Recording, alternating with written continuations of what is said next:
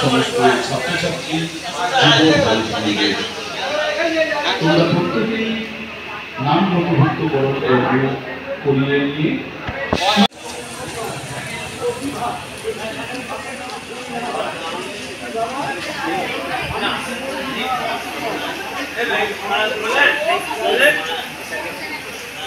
Good morning.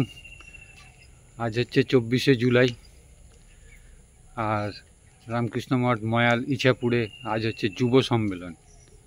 आज के last दिन युव सम्मेलन कमप्लीट करे चले যাব। तारपरे परपर आपनादेर सब भिडियो देखाते पारबो।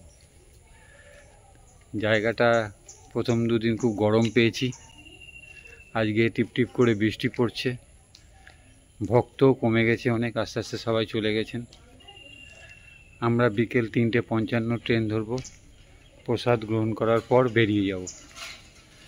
সঙ্গে থাকুন, আজকের পুরো অনুষ্ঠানটা দেখাবো আপনাদেরকে। আজকে হচ্ছে যুব সম্মেলন, সেটাই আপনাদের সামনে তুলে ধরব।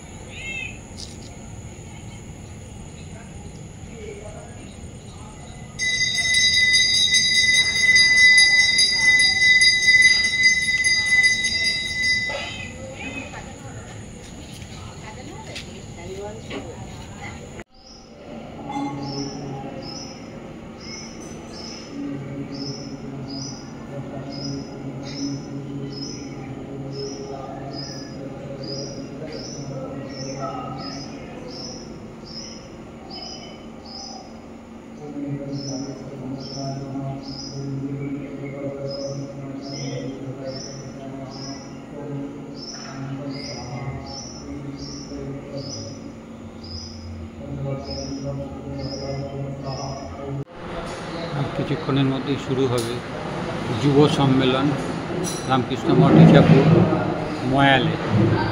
আজকে হচ্ছে তৃতীয় দিন। 22 তারিখ থেকে শুরু হয়েছে। 22, 23, 24 আজকে হচ্ছে লাস্ট দিন। সেটাই আপনাদের সামনে এখন তুলে ধরছি।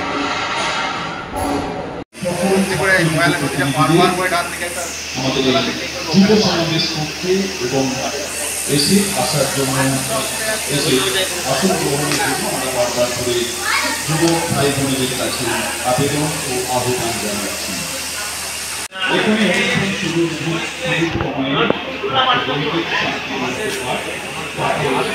মদাধার অপেক্ষায় থাকতে যুব ছাত্রছাত্রী রামকৃষ্ণ মঠ এসে পৌঁছেছি।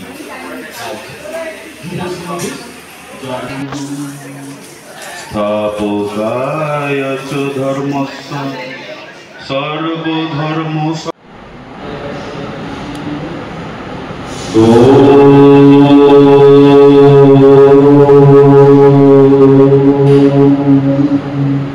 स्थापकाय च धर्मस्य सर्वधर्म सर्वोपिने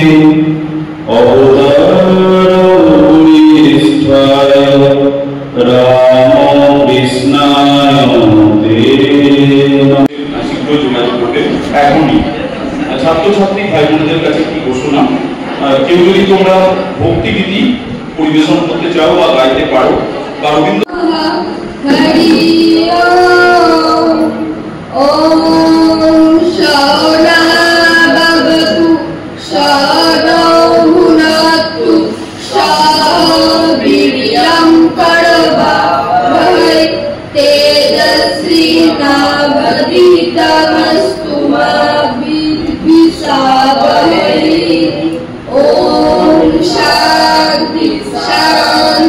शांति हरि ओम शौनो मित्र संवरुण शौनो भवद्र्यमा शौनो इंद्र बृहस्पति शौनो विष्णु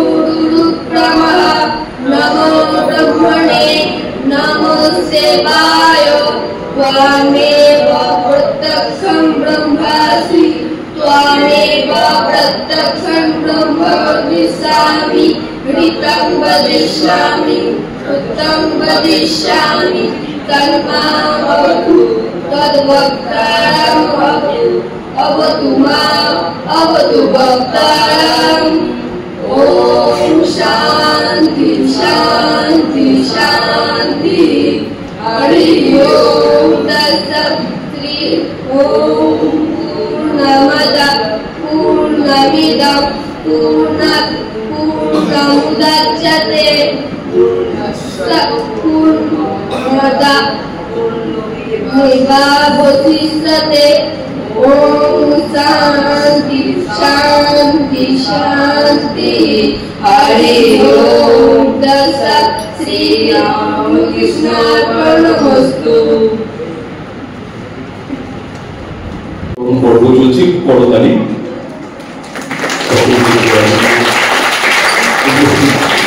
আমরা আজকে উপস্থিত হয়েছি এই মঞ্চে আলোচকের উপস্থিতি পেয়েছি পরম পূজ্যপাদ শ্রীমৎ স্বামী প্রাণারায়ণানন্দজি মহারাজ অধ্যক্ষ পরম পূজ্যপাদ শ্রীমৎ স্বামী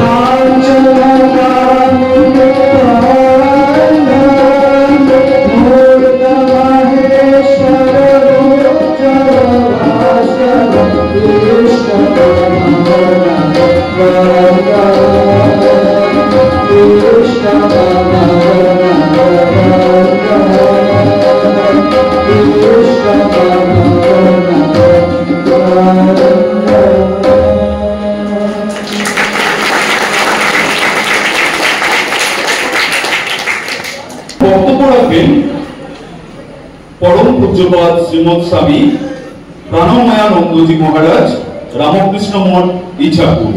পূজনীয় মহারাজ বলবেন যুব নায়ক স্বামী বিবেকানন্দ বিষয়ে।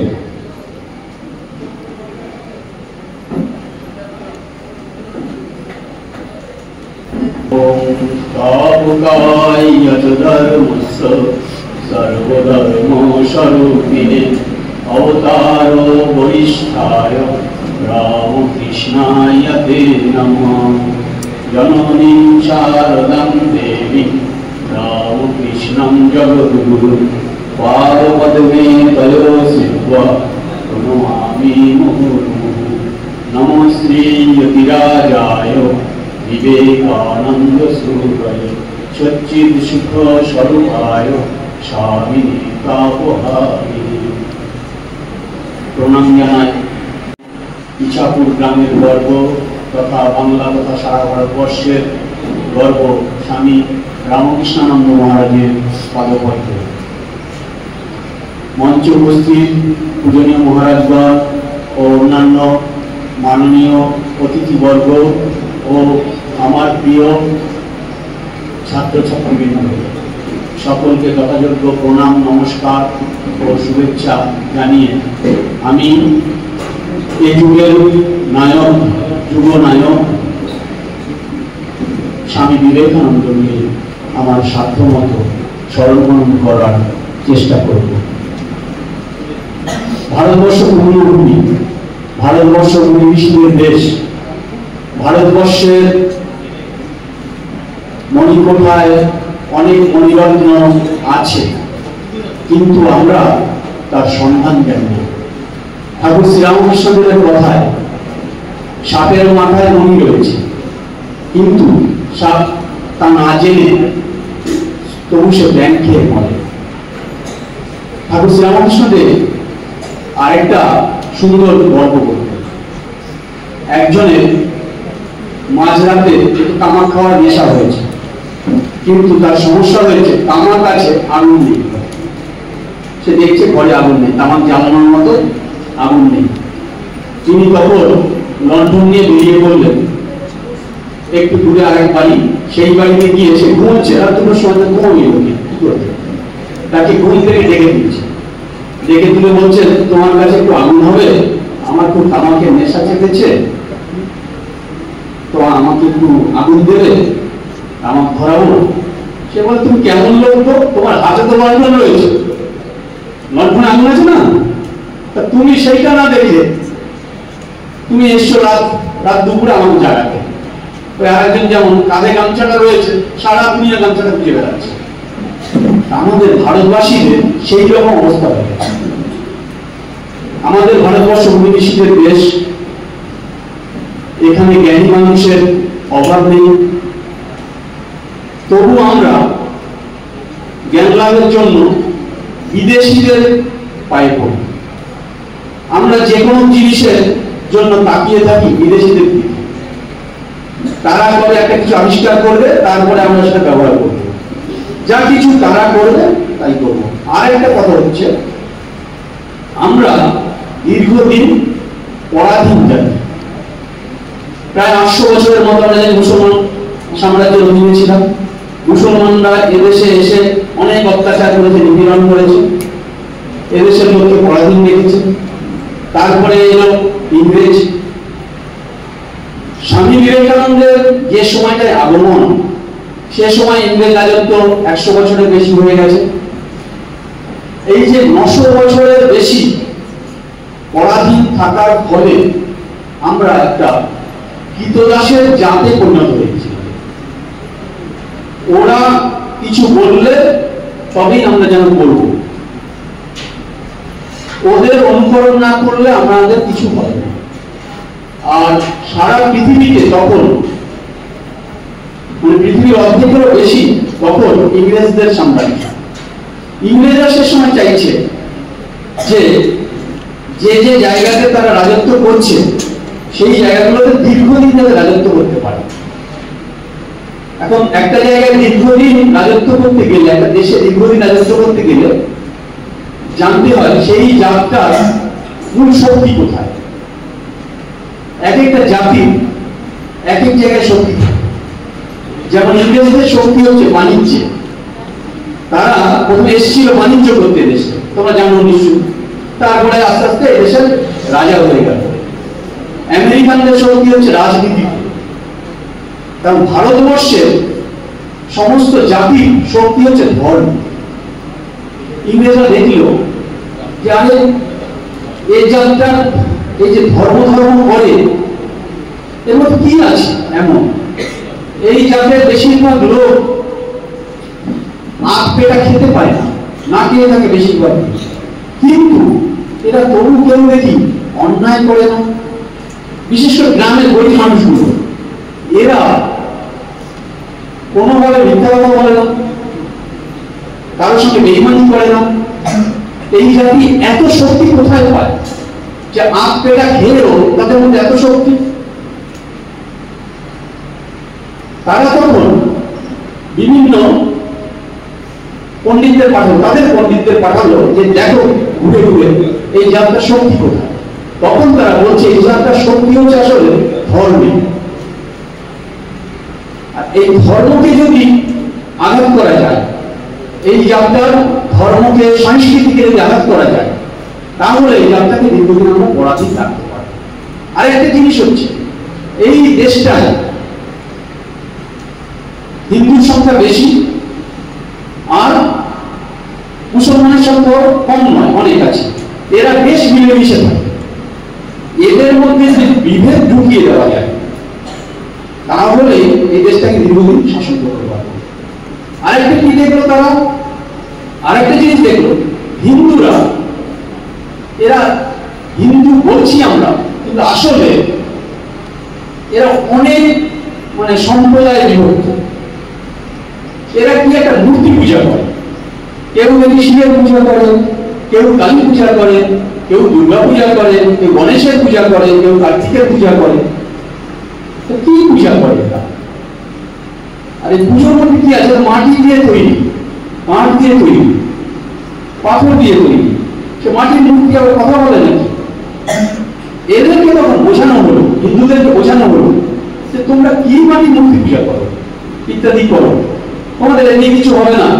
তোমরা এসো দলে দলে খ্রিস্ট ধর্ম গ্রহণ করো, খ্রিস্টান হয়ে যাও। তখন আমাদেরই মধ্যে একটু কিছু যারা শিক্ষিত মানুষ, তারা দলে দলে খ্রিস্টান হতে শুরু করলো। খ্রিস্টান হতে শুরু করলো দুটো দিক থেকে চিন্তা করে। এক হচ্ছে ইংরেজরা যখন ইংরেজি পড়ানো শুরু করেছে, ইংরেজি শেখানো শুরু করেছে, তাদেরকে লোক দেখানো হলো তোমরা যদি খ্রিস্টান হও অনেক টাকা পয়সা পাবে, আর তোমরা চাকরি বাকরি পাবে, চাকরি পাবে। আর তোমরা তখন এই দেশে, আমরা তো দীর্ঘদিন থাকবো না, তোমরা এই দেশটাকে শাসন করতে পারবে। তখন কিছু কিছু মানুষ খ্রিস্টান হয়ে গেল, খ্রিস্ট ধর্ম গ্রহণ করবে। আর কিছু মানুষ যারা দেখলো যে না, ওরা যে কথাগুলো বলছে ওই কথাগুলো সম্পূর্ণ ভুল নয়, কিছু কিছু ঠিক আছে। ওরা কত শিক্ষিত, আমরা তো বড় অশিক্ষিত, আর আমাদের দেশে বেশিরভাগ মানুষই খেতে পায় না, এগুলো ঠিক আছে। তা ওদের ধর্মের থেকে কিছু ভাব নেই, আর আমাদের ধর্মেরও কিছু কিছু ভাব নেই, সব নেব না, কিছু কিছু নেব। নিয়ে তারা করলো কি, আবার একটা নূতন ধর্ম তৈরি করলো, যেমন ব্রাহ্ম ধর্ম ইত্যাদি। কিছু ভদ্রলোক আর কি, সমাজের একটু শিক্ষিত মানুষ, উচ্চ শ্রেণীর মানুষ, কিছু কিছু তারা ব্রাহ্ম ধর্ম ইত্যাদি করলো। কিন্তু বেশিরভাগ সাধারণ মানুষ তখন আমরা যারা, তারা পড়ে গেলাম এক সংশয়ে যে তাহলে আমাদের পূর্বপুরুষরা যে এত বছর ধরে ধর্ম পালন করে আসছে, এই যে কালী পুজো করছে, দুর্গা পুজো করছে ইত্যাদি করছে, ভগবান শ্রীকৃষ্ণের পূজা করছে, রামচন্দ্র পূজা করছে, এগুলি সবই মিথ্যা। ওরা যে বলে যে তোমাদের বেদ হচ্ছে চাষার গান, তোমাদের মাটির মূর্তি পূজা কিছু, ওদের কথা সবই ঠিক। তখন এই সাধারণ হিন্দু মানুষ আমরা যারা, তারা কেঁদে কেঁদে ভগবানকে প্রার্থনা করলাম, ভগবান আপনি আসুন, তুমি আসো প্রভু, এসে আমাদেরকে পথ দেখাও। আমরা একটা জাতি এইভাবে দীর্ঘদিন পরাজিত আছি, যা ধর্ম নিয়েছিলাম সেই ধর্ম আক্রান্ত, আমাদের তুমি পথ দেখাও।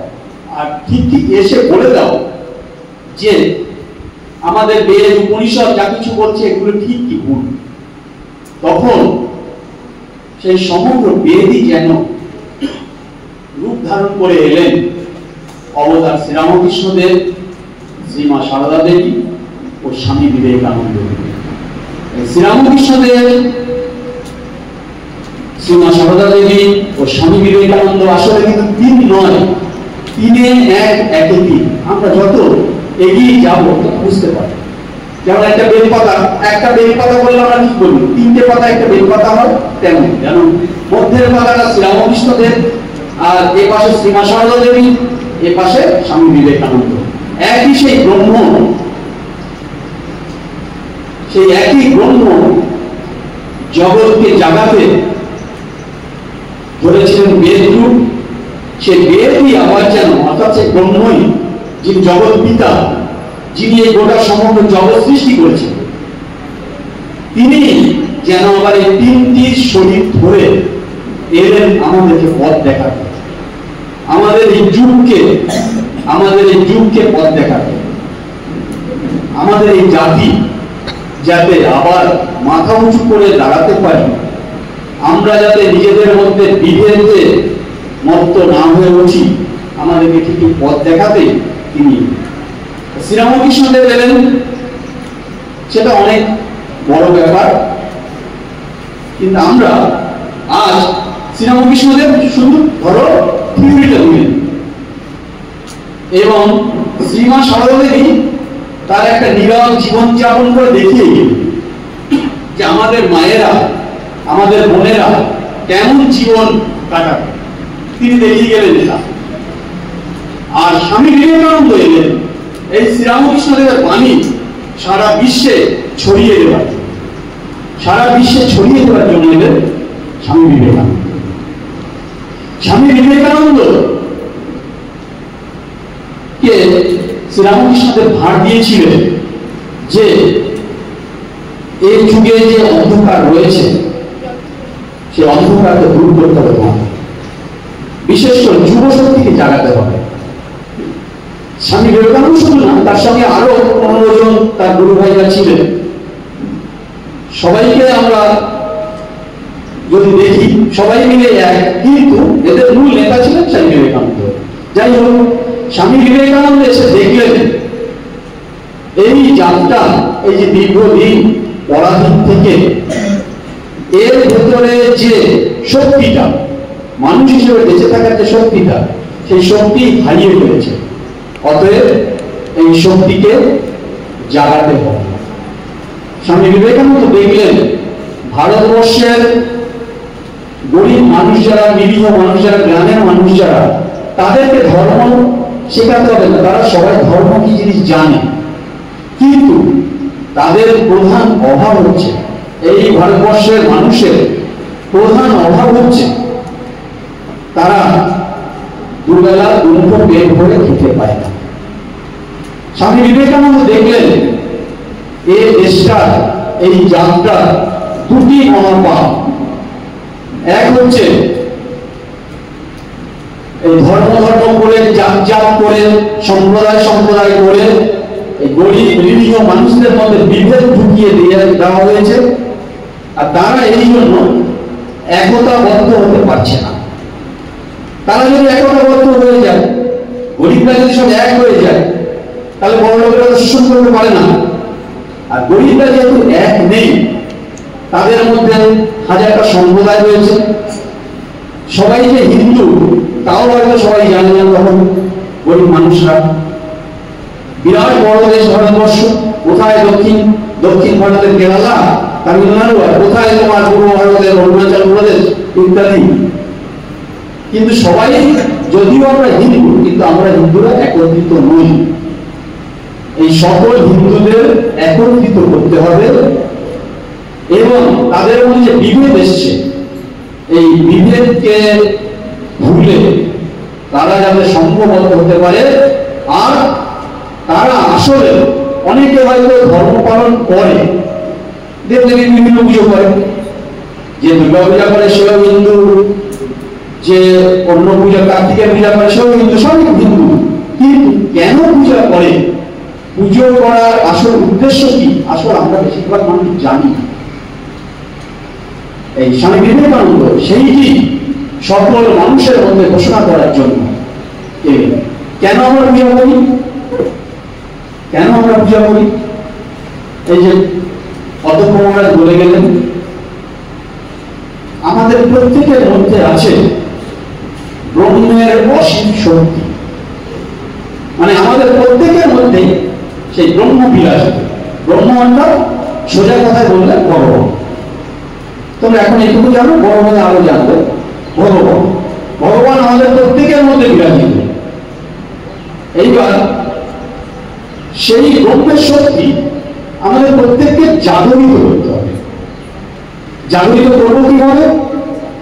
আমরা প্রত্যেকে যে কোনো কাজের জন্য করলে আমরা প্রথমে ভয় পেয়ে যাই, নিজেকে দুর্বল মনে করব, না না ও বাবা আমি পারবো না।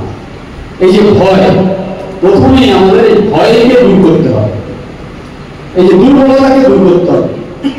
স্বামী বিবেকানন্দ বলছে দুর্বলতাই পাপ, আর কোনো পাপ বলে কিছু নেই। এই দুর্বলতাকে আমাদের দূর করতে হবে। এই দুর্বলতাকে যদি আমরা দূর করতে পারি, আমার ভেতরে যে অনন্ত রয়েছে, আমার ভেতরে যে ব্রহ্মের শক্তি রয়েছে, সেই শক্তি এমনি থেকেই কাজ করবে।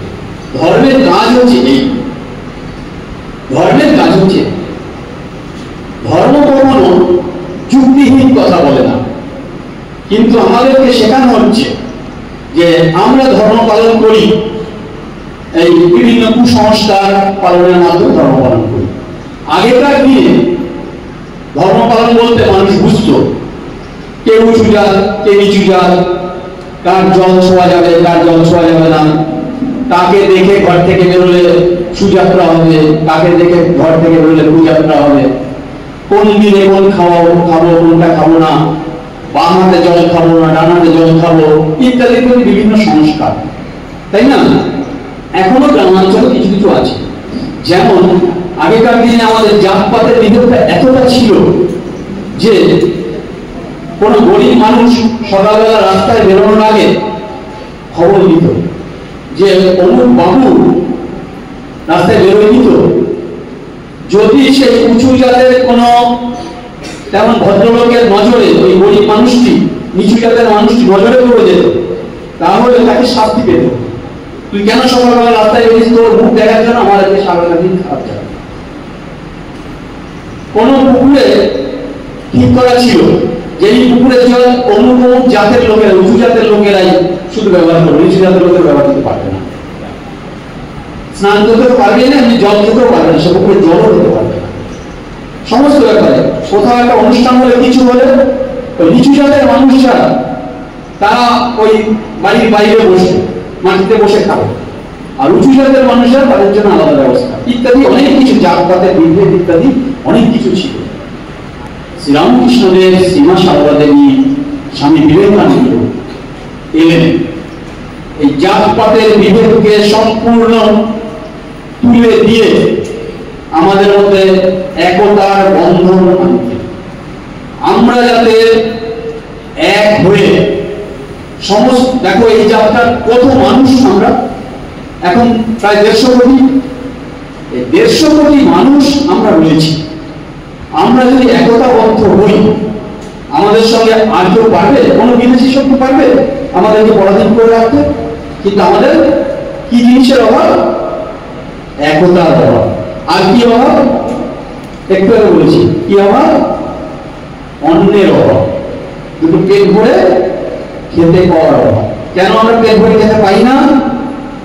কেন খেতে পাই না? ভারতবর্ষের জমিতে কি ধান কম হয়, ফসল কম হয়? হয় না। উচ্চ শ্রেণীর মানুষরা শোষণ করে সব নিয়ে যায়। এই শোষণের হাত থেকে গরিব মানুষকে বাঁচাতে হবে। এইটি দেখলেন। আর দেখলেন কি? স্বামীজি বললেন এই যাত্রার দুটি মহাপাপ। এক হচ্ছে ওই জাত করে সম্প্রদায় করে বিভেদ সৃষ্টি করে দিয়ে গরিব মানুষদের মধ্যে বিভেদ এনে তাদেরকে পায়ে লাগানো, তারা যাতে একতাবদ্ধ হতে না পারে, তাদের মধ্যে শিক্ষা যাতে না ঢুকতে পারে, শিক্ষার অভাব। আর দুই হচ্ছে নারী জাতিকে পর্দার আবরণে রেখে দিয়ে, তাদেরকে গৃহবন্দী করে রেখে দিয়ে তাদেরকে শিক্ষার আলো না দেওয়া। আর এই সুযোগে যারা সমাজের উচ্চ শ্রেণী তারা করল কি? সমাজের মধ্যে নানান রকম বিধি নিষেধ ইত্যাদি, বিভিন্ন সংস্কার ইত্যাদি করতে শুরু করল। স্বামীজি বললেন যে কোন মেয়ে দ্বিতীয়বার বিবাহ করা উচিত কি উচিত না সে মেয়েটা ঠিক করবে, আমি করবো না। বিধবার বিবাহ আবার হবে কি হবে না সে তারা ঠিক করবে, আমি করবো কেন? সমাজের এই যে বিভিন্ন বিধি নিষেধ ইত্যাদি এগুলো সমাজ নিজেই ঠিক করবে। আমাদের কর্তব্য কি? সমাজকে ঠিক মতো শিক্ষার আলো দেওয়া, শিক্ষার আলো দেওয়া। আর কি? তিনি সমগ্র ভারতবর্ষ ঘুরে দেখলেন ঠিক ভারতবর্ষের অভাব কোথায় আর ভারতবর্ষের সম্পদ কি। ভারতবর্ষের সম্পদ কি দেখলাম আমরা? ভারতবর্ষের শক্তি কোথায়? ধর্মে। ভারতবর্ষের বেশিরভাগ মানুষই সব আমরা ধর্মকেন্দ্রিক। আর ভারতবর্ষের মানুষ যে এই যে মূর্তি পূজা করছে, এই মূর্তির মাধ্যমে তারা সব পাবে, তাদের এই সংশয় দূর করতে হবে। সেই সংশয় দূর করে দিলেন শ্রীরামকৃষ্ণদেব। দক্ষিণেশ্বর মা কালী পুজো করে তিনি কঠোর সাধন করে দেখালেন যে মা কালী সেই পাথরের মূর্তি হলেও সে কথা বলেন। আর স্বামী বিবেকানন্দ দেখালেন যে এই যে আমাদের অন্তর্নিহিত শক্তি, এই শক্তিকে জাগাতে গেলে এই যাত্রা দীর্ঘদিন পরাধীন থেকে ঘুমিয়ে পড়ছে, তো এই যাত্রাকে জাগাতে গেলে বাইরে থেকে গিয়ে যাত্রাকে আঘাত করতে হবে। এই ঘুমন্ত সিংহটাকে আঘাত করতে গেলে বাইরে থেকে এসে একে আঘাত করতে হবে। যেমন আমরা দেখি না লং জাম্প দিতে গেলে কেউ লং জাম্প দেওয়ার সময় কি জায়গায় দাঁড়িয়ে লাফ দিলে বেশি দূর যেতে পারে না, দূর থেকে দৌড়ে এসে লাফ দিলে বেশি দূর যেতে পারে।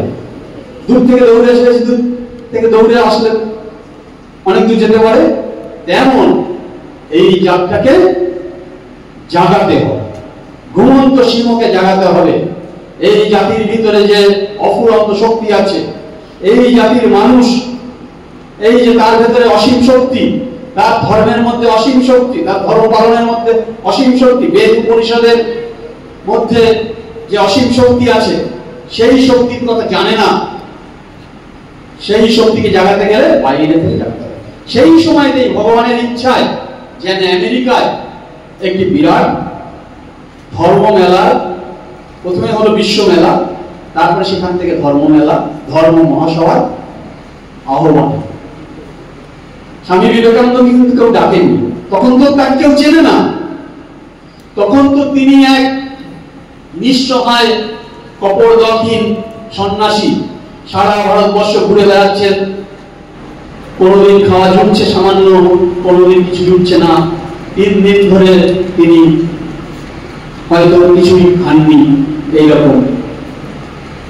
সেই মানুষটি গেলেন আমেরিকায় ধর্ম মহাসভা। সেখানে গিয়ে বেদান্তের বাণী, উপনিষদের বাণী একদম সহর্ষে প্রচার করলেন।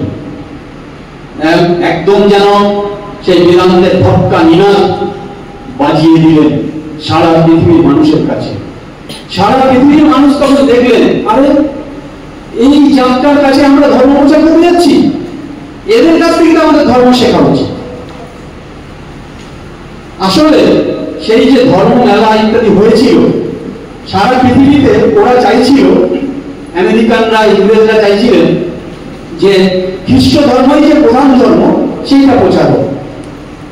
কিন্তু দেখা গেল মানে আমরা যে হিন্দুদের ঘৃণা করি, যাদেরকে বর্বর বলি, চাষা বলি, গেও বলি, মূর্খ বলি, তাদের মধ্যেই তো আসল জ্ঞান।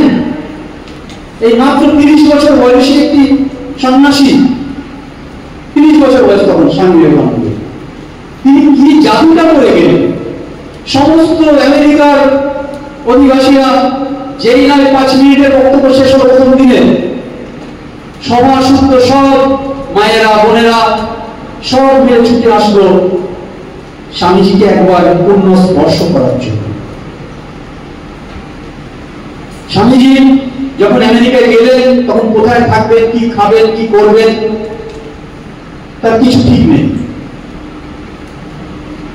রাস্তায় শুয়ে পড়ে রয়েছেন, সেই অবস্থায় অনাহুত হয়ে যেহেতু গেছেন। কিন্তু যেই না ধর্ম মহাসভায় সুযোগ পেয়ে কিছু বলতে পারলেন, তার বক্তব্য শোনার পরে ওখানে যত ধনী মানুষ আছেন, ধনী মায়েরা আছেন, যত আমেরিকার মায়েরা, সবাই ছুটে এলেন স্বামী বিবেকানন্দের কাছে। সবাই চাইছেন আমার বাড়িতে অতিথি হন, আপনি আমার বাড়িতে কিছুদিন থাকুন, আমার বাড়িতে কিছুদিন থাকুন। তখন যত বড় বড় ধনীরা সবাই স্বামী বিবেকানন্দকে ডেকে নিলেন তার বাড়ির গেস্ট হওয়ার জন্য, অতিথি হওয়ার জন্য।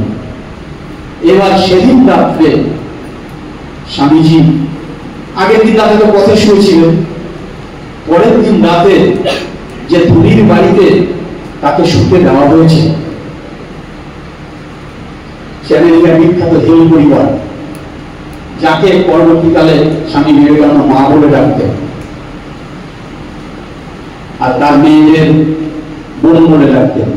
সেই বাড়িতে রাত্রে ধপধপে বিছানার পরে শুয়ে আছেন, বিরাট সুন্দর গদিয়ালা বিছানা, ধপধপ করে সাদা, তাতে শুতে দিয়েছেন ওনাকে,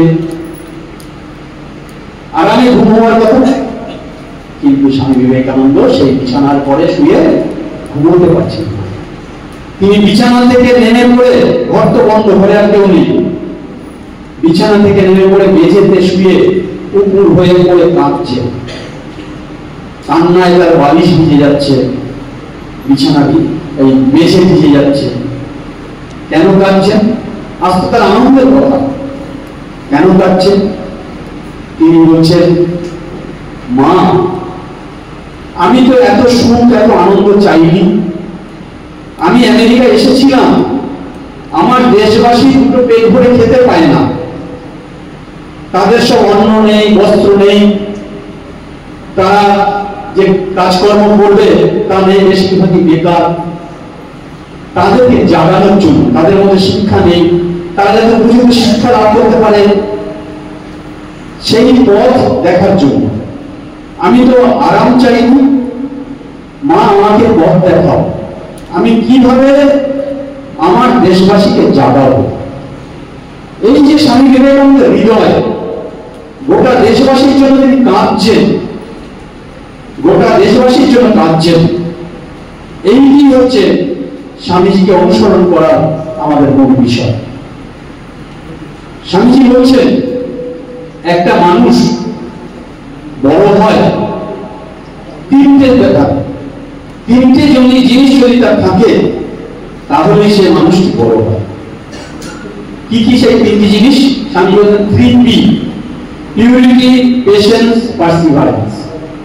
পিউরিটি অর্থাৎ পবিত্রতা, পেশেন্স অর্থাৎ ধৈর্য, আর পার্সিভারেন্স অধ্যবসায়।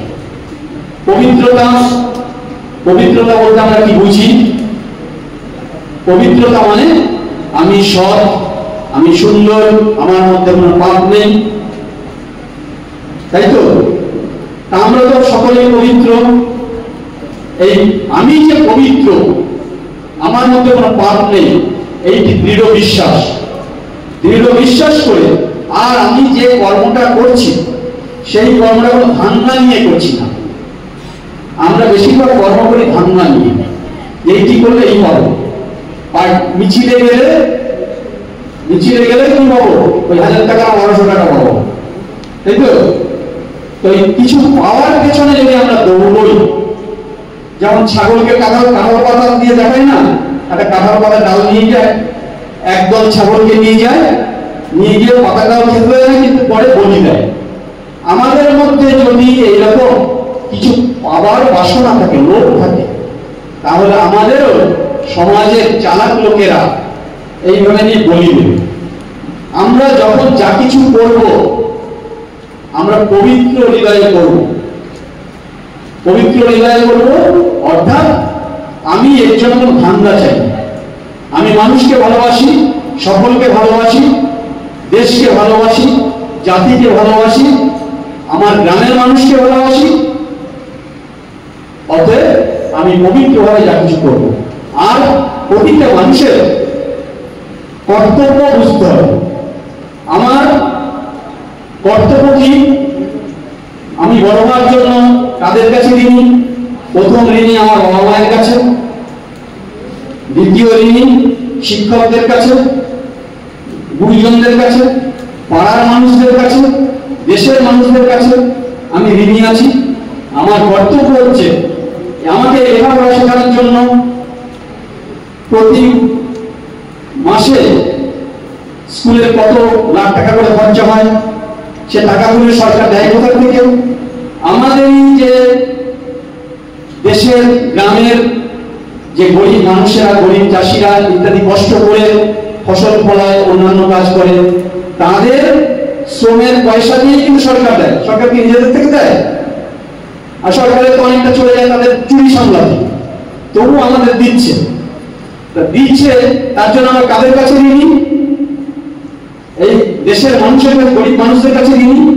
আমাকে জানতে হবে আমি এই দেশের পয়সায় দেশের জল, আলো, বাতাস, ফসল ইত্যাদিতে বড় হয়ে, শিক্ষিত হয়ে, লেখাপড়া শিখে বড় হলাম, মানুষ হলাম। কেউ কেউ আরো বেশি বড় হয়ে বিদেশে চলে যায়, লাখ লাখ কোটি কোটি টাকা আয় করে। কিন্তু আমি যেন দেশকে ভুলে না যাই, দেশের মানুষকে ভুলে না যাই, বাবা মাকে ভুলে না যাই। আমার দেশের প্রতি একটি কর্তব্যবোধ আছে, একটি দায়িত্ববোধ আছে। এই কর্তব্যবোধ, দায়িত্ববোধ যদি আমার মধ্যে না থাকে, আমি যদি নিমখারাম হই, বেঈমান হই, তাহলে কি আমি পবিত্র রইলাম? তাহলে আমাকে সারা জীবন পবিত্র থাকতে হবে। স্বামীজি বলছেন বি অ্যান্ড মেক। আগে নিজেকে তৈরি হতে হবে। নিজেকে তৈরি হওয়া মানে আমার মধ্যে তিনটি জিনিসের বিকাশ ঘটাতে হবে। পবিত্রতা আমাদের মধ্যে আছে। আমরা ছোটবেলায় কেউ অপবিত্র থাকি না, কিন্তু আমরা যদি সজাগ না থাকি, সর্বদা আমাদের চিন্তা, কাজ, কর্মে সজাগ না থাকি, তাহলে ধীরে ধীরে আমরা অপবিত্র হয়ে যাই। আমাদের চিন্তা, কাজ, কর্মে, কায়, মনোবাক্যে আমরা যেন সর্বদা পবিত্র থাকি। যখনই আমি পবিত্রতা নিয়ে কোনো কাজ করতে ঝাঁপিয়ে পড়বো, তখনই আমার মধ্যে ধৈর্য আসবে। কোনো কাজটা দুদিনে হয় না। কেউ কি দুদিনেই এমএ পাস করে ফেলে? তাহলে পবিত্র হতে পারলে আমি যে কোনো কাজ ধৈর্য ধরে করতে পারবো। আর ধৈর্য ধরে করতে পারি অধ্যবসায় আসবে। অধ্যবসায় মানে লেগে পড়ে থাকা। সকালবেলা যে পড়তে বসার আগে ভেবে নেব যে আজকে আমি কি কি বই পড়বো, কোন কোন পড়াটা তৈরি করতে হবে। আমি 1 ঘন্টা ধরে অঙ্ক করবো বা 1 ঘন্টা ধরে বিজ্ঞান পড়বো, যা করবো, এই যে একটা সংকল্প নিয়ে বসলাম, যে কাজটা করবো বলে সংকল্প নিয়ে বসলাম, সেই কাজটা না সেরে উঠবো না, এটাকেই বলে অধ্যবসায়। এই তিনটে জিনিস ছাড়া কোন ছাত্রছাত্রীরা বড় হতে পারবে না। ছাত্র জীবন হচ্ছে নিজেকে তৈরি করার জীবন। যেমন কোন মানুষের ব্যাংকে যদি অনেক টাকা থাকে, কয়েক কোটি টাকা থাকে, সে সারা জীবন বসে বসে খেতে পারে। যেমন ছাত্র জীবনটা হচ্ছে আমাদের ব্যাংক। এই জীবনে যদি আমরা ভালো করে লেখাপড়া শিখি এবং জ্ঞান আহরণ ঠিক মতো করি ও নিজের চরিত্র শক্তি যেটি, সেই চরিত্রের যদি বিকাশ ঘটাই, চরিত্রের যদি উন্নতি করি, তাহলেই আমি ঠিক সম্পদবান হতে পারবো এবং আমি সারাটি জীবন সুন্দর করে নিজেও কাটাতে পারবো এবং অপরকে তৈরি করে দিতে পারবো। আর আমি যদি ছাত্র জীবনে ফাঁকি দেই, অসৎ চরিত্রবান হই, আমার চরিত্র যদি ঠিক না হয়, সবার যদি ঠিক না হয়, তাহলে কি আমার দ্বারা বড় কাজ হবে? তোমরা দেখবে তোমাদের বড়রা, বাবা, কাকা, জ্যাঠা ইত্যাদিরা অনেক সময় একই সঙ্গে যারা স্কুলে পড়েছে তাদের মধ্যে কেউ হয়তো এখন ডাক্তার হয়েছে, ইঞ্জিনিয়ার হয়েছে, মাস্টার হয়েছে, আর কেউ হয়তো ওই সামান্য অনেক কষ্ট করে সংসার চালাচ্ছে, কঠোর পরিশ্রম করে, তাও ঠিক মতো ছেলে মেয়েদের দুটো খেতে দিতে পারছে না, আনন্দে রাখতে পারছে না। দুটো ফ্যামিলির কারণ কি? যে ছোটবেলায় ঠিক মতো পড়াশোনা করেনি তার বাকি জীবনটা কষ্টে কাটছে, আর যে করেছে সময় নষ্ট করেনি সে হচ্ছে পরবর্তীকালে আরো ভালো থাকতে পেরেছে, অনেক বড় বড় কিছু করতে পেরেছে। স্বামী বিবেকানন্দ কি ছোটবেলাতেই জানতেন যে আমি স্বামী বিবেকানন্দ হব? না রবীন্দ্রনাথ ঠাকুর ছোটবেলাতেই জানতেন যে আমি বিশ্বকবি হব? ছোটবেলা থেকে আমাদের এই কি যেন খেয়াল থাকে যে আমরা কোনোভাবে সময় নষ্ট করব না। এই সময় নষ্ট করব না, এই কি হচ্ছে সময় নষ্ট করব না, এইটি হচ্ছে মূল কথা। সময়ের মূল্য দিতে হবে, আর আমাদের পবিত্রতা, ধৈর্য, অধ্যবসায় এগুলো ঠিক রাখতে হবে। এরপরে হচ্ছে জীবন গঠন হলো। এরপরে কি করতে হবে? আমাদের যতটুকু পারি সমাজকে দিতে হবে। সমাজকে কি দিতে পারি আমরা? স্বামী বিবেকানন্দ বলছেন আমরা সমাজকে দিতে পারি হচ্ছে সমাজকে উপযুক্ত ধর্ম শিক্ষা দিতে পারি, সমাজকে উপযুক্ত বিদ্যা শিক্ষা দিতে পারি, সমাজকে যদি আমার ধরে দুপুরে একটাও নেই দেওয়ার মতো, তাহলে গরিব মানুষকে একটু অন্ন দিতে পারি, যার সেবার দরকার তাকে সেবা দিতে পারি, এক কথায় কি করতে পারি? ভালোবাসা দিতে পারি। এইভাবে স্বামীজি বলছে যে জীবে প্রেম করে যেই জন সেই জন ঈশ্বর। আসলে কি আমাদের সবার মধ্যে তো সেই এক ঈশ্বর রয়েছে।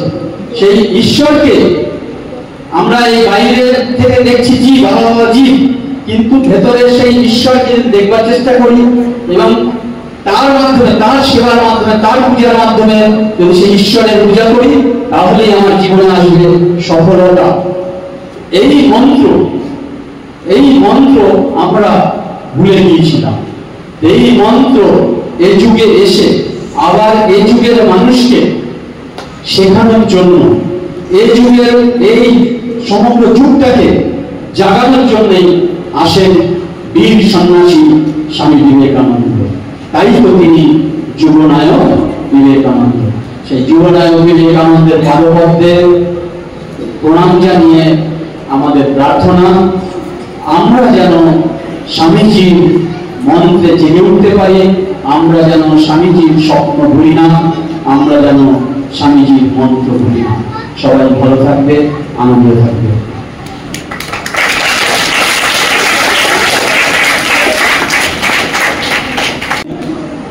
ভক্তিগীতি শ্রবণে, আর ভক্তিগীতি আমাদের সকলকে শ্রবণ করাতে আসছে এখন মঞ্চে আসতে আহ্বান জানাবো আর্য ব্যানার্জিকে। ছাত্র প্রতিনিধিদের পক্ষ থেকে আর্য ব্যানার্জি ভক্তিগীতি পরিবেশন করবে এখন মঞ্চে। আর তবলায় সঙ্গত করবেন শৈলেন দাস মহোদয় ব্যানার্জি।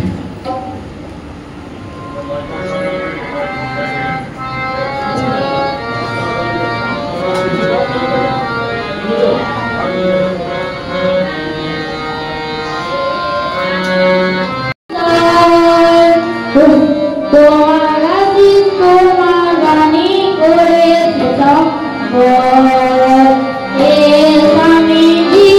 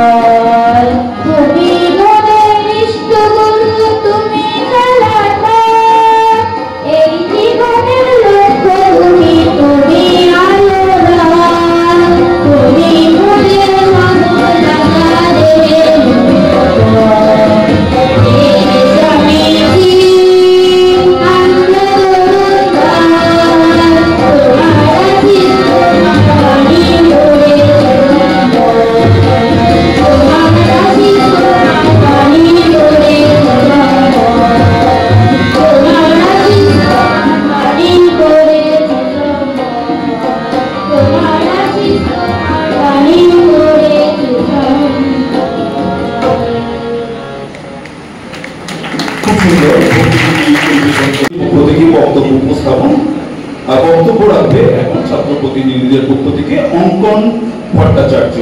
বক্তব্যের বিষয় স্বামীজির শিকাগো বক্তৃতা। এবং উপস্থিত মহারাজগণকে আমি শ্রদ্ধা জানিয়ে আমি আমার বক্তব্য শুরু করছি। স্বামীজির শিকাগো বক্তৃতা। ওম নমো জ্যোতিরাজায় বিবেকানন্দ শিবায় সচিব শুভ স্বরূপায় স্বামিনে উপহারিণে। স্বামী বিবেকানন্দ 1893 খ্রিস্টাব্দে শিকাগোতে অনুষ্ঠিত বিশ্ব ধর্ম মহাসম্মেলনে গিয়েছিলেন। তিনি সম্মেলনে হিন্দু ধর্মের বার্তা তুলে ধরেন তার বক্তৃতার মাধ্যমে। তার বক্তৃতার মূল বিষয় সকল ধর্ম সত্যের পথ। তিনি বলেছিলেন বিভিন্ন ধর্ম বিভিন্ন পথে হলেও তারা সকলেই একই লক্ষ্যে পরম সত্যের দিকে অনুসরণ করে। যেমন বিভিন্ন নদীর উৎস বিভিন্ন স্থান থেকে হলেও তাদের বহন করা জল সমুদ্রে ঢালতে হয়, ঠিক তেমনি বিভিন্ন মানুষের ধর্ম বিভিন্ন হলেও তারা তাদের সত্য ও মূল লক্ষ্য একই হয়। স্বামীজি এটা চেয়েছিলেন যে মানব সমাজ ঐক্য ও ভাইয়ের মধ্যে থাকবে। তিনি বিশ্বাস করতেন যে সকল মানুষই ঈশ্বরের সন্তান, তাদের মধ্যে কোনো ভেদ নেই। তিনি ধর্মীয় সংকীর্ণতা ও বিভেদের নিন্দা করতেন। তিনি এই সম্মেলনে বলেছিলেন সকলে ঐক্যবদ্ধভাবে শান্তি পূর্ণভাবে বসবাস করুন। তিনি হিন্দু ধর্মের বার্তা দেন যে হিন্দু ধর্ম শ্রেষ্ঠ ধর্ম। প্রত্যেক ধর্মের নিজস্ব বৈশিষ্ট্য আছে যা সকলকে সম্মান ভক্তি করা উচিত। স্বামীজি আমাদেরকে প্রাচীন গ্রন্থ বেদান্ত ও দৃষ্টান্ত করেছেন, যেখানে বলা আছে ঈশ্বর এবং জগৎ একই সত্তা। তিনি বিদায় ভাষণে এক গুরুত্বপূর্ণ কথা বলেছিলেন যেটা সকলকে মানা উচিত। তিনি বলেছিলেন, আমি কি চাই খ্রিস্টান হিন্দু হয়ে যাক, আমি কি চাই হিন্দু বা বৌদ্ধ খ্রিস্টান হয়ে যাক। তিনি বোঝাতে চেয়েছিলেন যে সনাতন ধর্ম পালন করে সে অন্য ধর্মকে ঘৃণা অসম্মান না করতে। যে হিন্দু যে তার নিজের ধর্মকে সঠিকভাবে পালন করবে এবং অন্য ধর্মকে সম্মান করবে। যে যেই ধর্ম পালন করছে সে সেই ধর্মকে লোভ না দিয়ে সেই ধর্মকে সঠিকভাবে পালন করবে। স্বামীজির বক্তৃতার মাধ্যমে বিশ্বে হিন্দু ধর্ম এবং ভারতীয় সংস্কৃতি একটি নতুন পরিচয় হয়। তার এই শক্তিশালী কথা ও বাণী শুধু শিকাগোতে নয় বিশ্ব জুড়ে সকল মানুষের কাছে আলোড়ন সৃষ্টি করেছে এবং আজও এই সকলকে শ্রদ্ধার সাথে তা স্মরণ করে। নমস্কার। প্রতিনিধি দেবজ্যোতি চক্রবর্তী। আমি উপস্থিত পূজনীয় ঠাকুরমা স্বামীজি এবং শশী মহারাজ এবং পূজনীয় মহারাজদের চরণে শতকোটি প্রণাম জানিয়ে আজকে আমি আমার আবৃত্তি শুরু করছি। মেঘাচ্ছন্ন হয় কিছুক্ষণ, যদি বা আকাশ কেন বিষণ্ণ, ধৈর্য ধরো কিছুক্ষণ, হে হৃদয়, জয় তব যেন সুনিশ্চয়। তীর যায় বিশ্ব আছে পাছে পাছে, ঢেউ পড়ে ওঠে তব তারই সাথে সাথে। আলো ছায়া আগাইয়া আছে তার দেয় পরস্পর, হও তবে ধীর স্থির বীর। জীবন কর্তব্য ধর্ম বড় তিক্ত জানি, জীবনের সুখজয় বৃথা ও চঞ্চল। লক্ষ্য আজ বহু দূরে ছায়ার বিরল, তব চলো অন্ধকারে হে বীর হৃদয়, শব্দ ও শক্তিকে সাথে লয়ে। কর্ম নষ্ট নাহি হবে, কোনো চেষ্টা হবে না বিফল। আশা হোক উন্মোদিত, শক্তি উন্মাদিত। কোটি দেশ হতে জন্মাক উত্তর পুরুষ, ধৈর্য ধর কিছুক্ষণ হে বীর বিলয়, কল্যাণতর নাহিকে বিষয়। জ্ঞানীগুণী মুসলিমেও যারা জীবনের পথে, তবুও তারাই জেতার কর্মধর। জনগণ তাহাতে বোঝে বহু পরে, চাহিও না কারো কানে, ধীরে হয়ে চলো। সাথে তব প্রান্তদোষী দূরদর্শী যারা, সাথে তব ভগবান সর্বশক্তিমান। আশিস ছড়িয়া পড়ে তব শির হতে, তুমি মহাপ্রাণ। সত্য হোক শিব হোক তোমার প্রধান। নমস্কার। বক্তব্য করবে ছাত্র প্রতিনিধি সৌমিস পাল। ছাত্র প্রতিনিধি সৌমিস পাল মঞ্চে আসতে আহ্বান জানাচ্ছি। বিবেকানন্দ সুরায় সচ্চি সুখ স্বরূপায় স্বামী তাপহারী। সর্বপ্রথম ঠাকুরমা স্বামীজির শ্রীচরণে আমার শতকোটি প্রণাম নিবেদন করে এখানে উপস্থিত পূজ্যপাদ মহারাজদের শ্রীচরণে আমার প্রণাম জানিয়ে গুরুজনদের আমার শ্রদ্ধা ও ছোট ছোট ভাই ও দাদাদিকে আমার স্নেহ ভালোবাসা জানিয়ে আমি আমার বক্তব্য শুরু করেছি। ঊনবিংশ শতাব্দীর শেষের ভাগে জড়বিজ্ঞানের প্রভাবে ভারতের আধ্যাত্মিক আকাশ যখন তমসাচ্ছন্ন হয়ে উঠল, ঠিক তখনই এক তরুণ তেজদীপ্ত সন্ন্যাসীর কণ্ঠে উঠে এলো উপনিষদের সেই বাণী, উদ্দিষ্ট জাগ্রত প্রাপ্য পরায়ণ নিবোধত, আত্মাতে জাগ্রত হও। যুগে যুগে মানুষের কল্যাণ যখন কালো মেঘে আচ্ছন্ন হয়, ঠিক তখনই ঈশ্বরের ধরাধামে অবতীর্ণ হয়। তেমনি এই যুগের আকাশ যখন তমসাচ্ছন্ন হয়ে উঠল, ঠিক তখনই ঠাকুর শ্রী রামকৃষ্ণদেব মানব রূপে ধরাধামে অবতীর্ণ হলেন এবং তার কল্যাণকামী বাণী এই পৃথিবীতে ছড়িয়ে দেওয়ার জন্য ডেকে নিয়ে এলেন সপ্ত ঋষির এক ঋষি স্বামী বিবেকানন্দকে। স্বামীজি বুঝলেন মানুষের সর্বাত্মক কল্যাণ লুকিয়ে আছে আধ্যাত্মিকতায়, তাই তিনি তাই আধ্যাত্মিক বাণী গোটা পৃথিবীতে ছড়িয়ে দিয়ে মৃতপ্রায় মানব সভ্যতাকে জাগিয়ে তুলেছেন, মানব সভ্যতার মধ্যে প্রাণ সঞ্চার করেছেন। মানুষের মধ্যেই আছে অজেয় শক্তি, কিন্তু মানুষ তা ভুলে গেছে। মানুষ নিজের সমস্যা, সমাজের সমস্যা, সমস্ত সমস্যার সমাধান করার ক্ষমতা কিন্তু মানুষের মধ্যেই আছে, কিন্তু মানুষ তা ভুলে যাচ্ছে। তাই স্বামীজি বললেন, have faith in yourself and stand up on that faith. বিশ্বাস, বিশ্বাস, বিশ্বাস, অনন্ত বিশ্বাস। এই বিশ্বাসের বলে মানুষ সবকিছু করতে পারে, আর আত্মবিশ্বাসী মানুষ তো সবকিছু করতে পারে বটে। এই আত্মবিশ্বাসের বলে কিন্তু আজ আমরা স্বাধীন। স্বাধীনতা সংগ্রামীরা নতুন করে স্বাধীনতা সংগ্রামে উদ্বুদ্ধ হয়েছিল, যার ফলে ভারতের স্বাধীনতার পথ আরো প্রশস্ত হয়েছিল। আমাদের মাতৃভূমি ভারতবর্ষ এক গভীর নিদ্রা ত্যাগ করে জেগে উঠেছে। স্বামী বিবেকানন্দের বাণী যে কত সুদূর অবধি প্রসারিত তা জানা যায় কয়েকজন মানুষের বক্তব্য থেকে। রবীন্দ্রনাথ ঠাকুর বলেছেন, বাংলাদেশের যুবকদের মধ্যে যে দুঃসাহসিক অধ্যয়নের পরিচয় পাই তার মূলে আছেন স্বামী বিবেকানন্দ। শ্রী অরবিন্দ বলেছেন, স্বামীজি হলেন আমাদের জাতীয় জীবনের গঠনকর্তা। চক্রবর্তী রাজা গোপালাচার্য বলেছেন, আমরা অন্ধকারে ছিলাম, স্বামীজি আমাদের দৃষ্টি দিয়েছে। মানুষ নিজের ভালো, নিজের মঙ্গল, নিজের কল্যাণ কামনায় সবসময় মগ্ন থাকে, কিন্তু কিভাবে তারা নিজের ভালো, নিজের মঙ্গল, নিজের কল্যাণ করবে তা তারা জানে না। পথ দেখালেন স্বামী বিবেকানন্দ তার এক বাণীর মধ্য দিয়ে, কি না শিব জ্ঞানে জীব সেবা।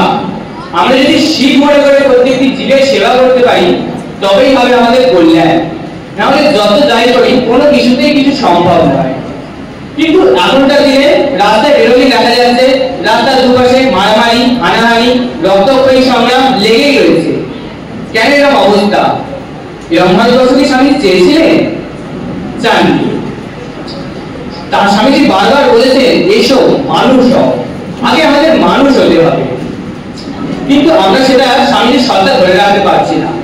স্বামীজি যেখানে গোটা ভারতবর্ষের মানুষকে এক করে বলেছে, হে বীর, সাহস অবলম্বন করো, সদর্পে বলো আমি ভারতবাসী, ভারতবাসী আমার ভাই, বলো মূর্খ ভারতবাসী, দরিদ্র ভারতবাসী, ব্রাহ্মণ ভারতবাসী, চণ্ডাল ভারতবাসী আমার ভাই। স্বামীজি যেখানে গোটা ভারতবর্ষের মানুষকে নিজের ভাই বলে অভিহিত করেছেন, আমরা কি সেখানে স্বামীজির সত্তা ধরে রাখতে পেরেছি? পারিনি। আমার দৃঢ় বিশ্বাস, আমরা যদি স্বামীজির দেখানো পথ অনুসরণ করে চলি এবং স্বামীজির বাণী আমাদের জীবনে বাস্তবায়িত করতে পারি তবেই হবে আমাদের কল্যাণ, নাহলে আমরা যত যাই করি কিছুতেই কিছু হওয়া সম্ভব নয়। জয় স্বামীজি, জয় ঠাকুর, জয় মা। এই বলে আমি আমার বক্তব্য শেষ করলাম। এখন আবৃত্তি উপস্থাপন করার জন্য মঞ্চে আসতে আহ্বান জানাচ্ছি ছাত্রী প্রতিনিধি তিয়াসা সামন্তকে। ছাত্রী প্রতিনিধি তিয়াসা সামন্ত। মৃত্যুরূপা মাতা নিঃশেষে নিভেছে তারা দল, মেঘে সাবইছে মেঘ, স্পন্দিত ধ্বনিত অন্ধকার, গর্জিছে ঘুরিল বায়ু বেগে। লক্ষ লক্ষ উন্মাদ পরাণ বহির্গত বন্দী সারা হতে, মহাবৃক্ষ সমূলীয় পারি ভুট্টারি উড়াই চলে পথে। সমুদ্র সংগ্রামী নিরোধনা উঠে ঢেউ গিয়ে চূড়াদিনী, নভস্থল পরশিতে চায় ভোর আকাশে দামিনী। প্রকাশিছে দিকে দিকে তার মৃত্যুর কালিমা মাখা গায়।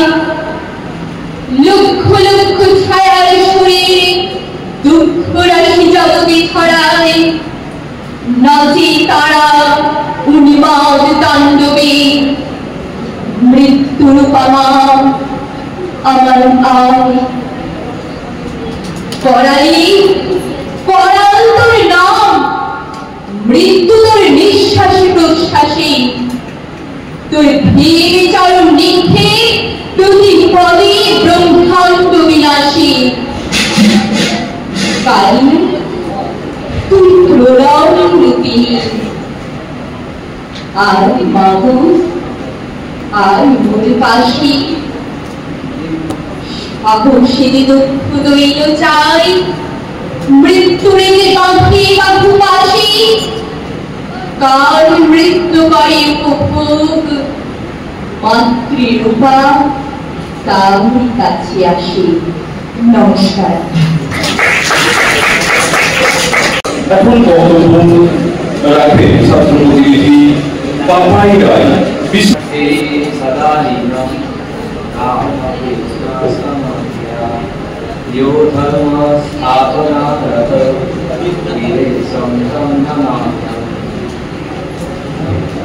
প্রথমে আমি আমার সকল গুরুজনদের প্রণাম জানিয়ে এবং আমার ছোট ছোট ভাই বোনদের ও আমার সহপাঠীদের ভালোবাসা জানিয়ে আমি স্বামীজির সম্বন্ধে কিছু বলতে চলেছি। আজ স্বামীজির জীবনে একটি স্মরণীয় ঘটনা আমি অনুধ্যান করব। স্বামীজিকে ছোটবেলায় সবাই নরেন নামে ডাকত, অর্থাৎ তার ডাক নাম ছিল নরেন। নরেনের মা ভুবনেশ্বরে দেবী ছিলেন একজন মনীয়সী নারী। তার শিক্ষা দেওয়ার পদ্ধতি ছিল বেশ অন্যরকম। একটা ঘটনা থেকে তা বোঝা যায়। স্কুলে একদিন বিনা দোষে নরেনকে শাস্তি পেতে হয়। ভোরের ক্লাসে মাস্টার মশাই তাকে প্রশ্ন জিজ্ঞাসা করেন, তিনি সঠিক উত্তরই দেন, কিন্তু মাস্টার মশাই মনে হয় নরেন ভুল উত্তর দিয়েছিল, তাই তিনি নরেনকে শাস্তি দেন। নরেন এটি প্রতিবাদ করে বলে, আমি কোনো ভুল উত্তর দিইনি, আমি সঠিক উত্তর দিয়েছি। কিন্তু এতে মাস্টার মশাই আরো রেগে যান। তিনি নরেনকে নির্ভয়ভাবে বেদ দিয়ে প্রহার করেন। বাড়ি ফিরে নরেন কাঁদতে কাঁদতে সব কথা তার মাকে বললেন। মা তাকে সান্ত্বনা দিয়ে বললেন, বাছা, তুই যদি কোনো ভুল না করে থাকিস তাহলে এতে কি এসে যায়? সবসময় যা সত্য বলে মনে করবি তাই হয়ে যাবে। মা তার মায়ের এই উপদেশের পরিপূর্ণ রূপ তিনি দেখেছিলেন তার গুরু শ্রীরামকৃষ্ণের মধ্যে। শ্রীরামকৃষ্ণের বলতে এবং আচরণেও দেখা যায় সত্যই কলিত অবস্থা। মা ও গুরুদেবের উভয়ে সত্যনিষ্ঠার আদর্শ তিনি তার জীবনে রূপায়িত করেছিলেন। তাই তার কাছ থেকে জগৎ শুনেছে মহাবলিষ্ঠ এই বাণী, সত্যের জন্য সবকিছু ত্যাগ করা যায়, কিন্তু কোনো কিছুর জন্য সত্যকে ত্যাগ করা যায় না। ওম শান্তি শান্তি শান্তি। হরি ওম তৎসৎ। শ্রী রামকৃষ্ণ পরমহংস। ধন্যবাদ।